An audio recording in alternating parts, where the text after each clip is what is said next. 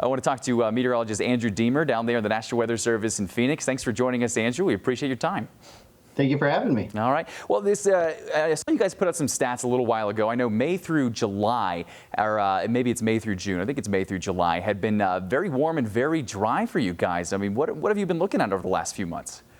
Yeah, so May through July is the second hottest for that time period on record in Phoenix, and is also the third driest. But it's not just in Phoenix, it's really across most of the state.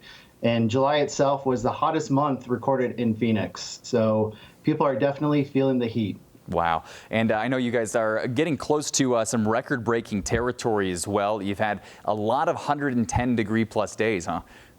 Right. This is a record that nobody wants to break. Right now we've had 32 degrees or 32 days where the temperature was 110 or hotter in Phoenix. The record is 33, set in 2011. And looking at the forecast, we're probably going to blow right by that number this week. So it's been very hot and very dry and very uncomfortable. Jeez. And it seems, you know, I know being out there in the desert, you get the monsoon later. So don't you typically get the hottest temperatures a little bit earlier in the summer? And you 110-degree-plus days as the summer goes on? Right. Usually we see most of our heat in June, early June, and it starts to wane once we get the moisture and the thunderstorms. Unfortunately, this year we haven't got the moisture. It's been still hanging out in Mexico. So instead, we just get the heat. And, you know, we're in record territory. Most of the state is probably going to see the hottest summer. We're very close to it on record. And, you know, people are feeling that out there. Jeez. And we had a kind of similar pattern like this last year, right? I know we had a lack of the monsoonal moisture last year.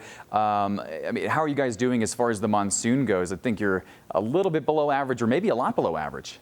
Yeah, we're definitely below average. So far through about today, we should have about, at least in Phoenix, 1.1 inches of rain, which isn't much to speak of, you know, but we're in the desert. We've only had 1/10 of an inch of rain officially.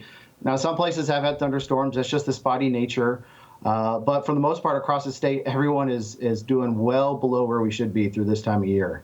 Okay, and I'm looking at your forecast here for about the next week, and it looks like you've got 110-degree-plus days for a good portion of the next 6 or 7 days ahead. So it kind of looks like you're going to blow this record out of the water. Yeah, I mean, we'll probably tie it today, if not today, tomorrow. And as you noted, we're going to blow right by it. We're looking, you know, 110 pretty much every day, and it seems like it's been the forecast all summer. And the heat really starts to tire people, wear them down, especially this late in the summer. You know, people still have to go outdoors. So, you know, even though we do live in Phoenix and we say it's always hot, we still have to take our precautions, seek AC, stay hydrated, because the heat's not going away anytime soon. Right. And I mean, what do folks do out there when it's so hot this summer? I mean, do you have any tips for people who still maybe want to get outside? I know maybe the morning hours are the best time. I mean, anything to do, especially now that we're dealing with the other implications that are going on. Right. If you have to go outside, the earlier the better. You know, the morning low temperatures, that's the coolest time of the day.